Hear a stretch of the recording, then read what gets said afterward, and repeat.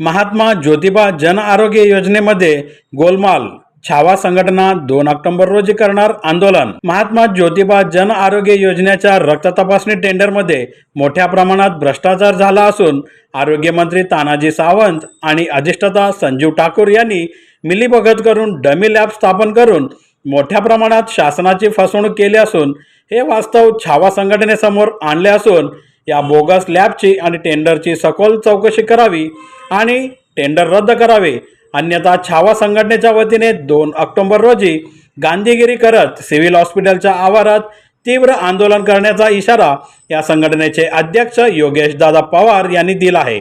या पत्रकार परिषदेला मल्लीनाथ बिराजदार, रतिकांत पाटील, संजय पारवे आदींची उपस्थिती होती। आणि ज्यांना आपण हे देतोय म्हणजे ज्यांना त्यांनी देत आहेत त्यांचे फोटोही आहेत ते सध्याही बंद आहेत आणि त्यांचा बॉन्ड आज माफ आहे। आज पत्रकार परिषद एवढी फास्ट नाही ते काय येतोय, आज त्यांचा बॉन्ड होतो तेव्हा पुन्हा अडचणी येतात, ते पुढच्या माणसं पुन्हा हायकोर्टचा, डिस्ट्रिक्ट कोर्टाचा त्या अडचणी घेऊन नाही। मी त्यांचं स्किन ऑपरेशन म्हणून त्याची व्हिडिओ देऊ शकत होतो। तसे तानाजी सावंतची काही व्हिडिओ आहेत माझ्याकडे की बाबा जे महात्मा ज्योतिबाची योजना देण्यासाठी प्रत्येक बेड किती पैसे देतात, 100 बेडसाठी ते 1 कोटी देतात।